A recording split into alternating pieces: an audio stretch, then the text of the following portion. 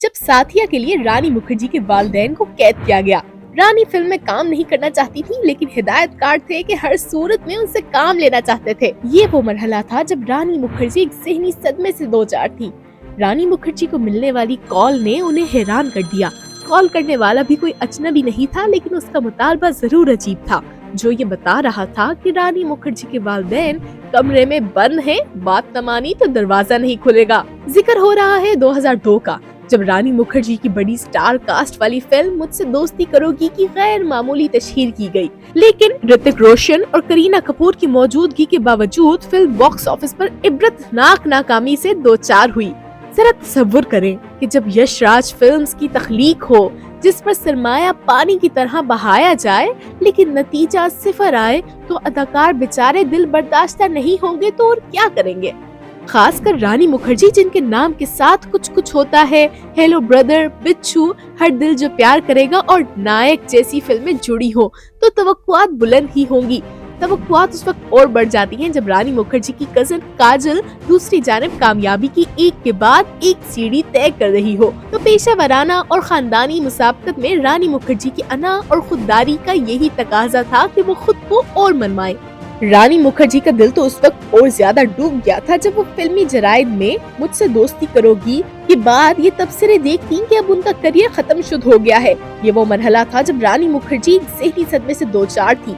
हिदायतकार और फिल्म साज राम मुखर्जी की बेटी अब हौसला हार चुकी थी, इसीलिए उन्होंने फैसला किया कि वो फिल्मों के इंतखाब में फूंक फूंक कर कदम रखेंगी। चाहे कितना भी अरसा लगे, वो किसी ऐसी फिल्म में नजर नहीं आएंगी जिसमें उनका किरदार सानवी या वाजबी नौयत का हो।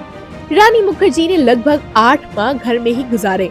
वो हर फिल्म का स्क्रिप्ट पढ़ने के बाद जवाब ना में ही देती, लेकिन किस्मत भी अजीब खेल खेलती है। मुझसे दोस्ती करोगी के ही प्रोडक्शन हाउस यानी यश राज फिल्म्स ने एक बार फिर रानी मुखर्जी से नई फिल्म के लिए राब्ता कर लिया। रानी मुखर्जी को बताया गया कि उन्हें जिस फिल्म के लिए मुंतखब किया जा रहा है वो तमिल जुबान की हिट फिल्म का रीमेक है, जिसे यश राज फिल्म्स और जनूबी भारत के मशहूर प्रोड्यूसर और हिदायतकार मनी रत्नम प्रोड्यूस कर रहे हैं, जबकि हिदायतकार शाद अली हैं, जिनकी ये पहली तख्लीक होगी। ये सब कुछ जानते हुए कि हिदायतकार की भी पहली फिल्म है, रानी मुखर्जी ने हस्बे रिवायत माजरत कर ली। रानी मुखर्जी के इनकार के बावजूद यश राज फिल्म्स की जानिब से तवातर के साथ फिल्म साथिया में काम करने का इसरार होता रहा, लेकिन रानी मुखर्जी सख्ती के साथ उस पेशकश को झुटलाती रही। जब बहुत ज्यादा दबाव बढ़ने लगा तो रानी मुखर्जी ने वालिद राम मुखर्जी और वालदा कृष्णा को यश राज फिल्म्स के सरबराह यश चोपड़ा के पास जाकर अपना पैगाम वाज़ेह तौर पर बयान करने पर राजी किया।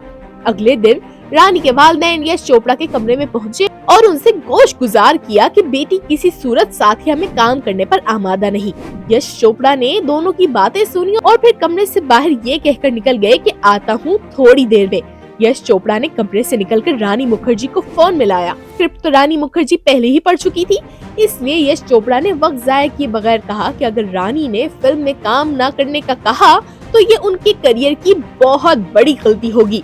रानी मुखर्जी ने एक बार फिर बहाना बनाया कि वो अभी ज़हनी तौर पर किसी भी फिल्म में काम करने के काबिल नहीं।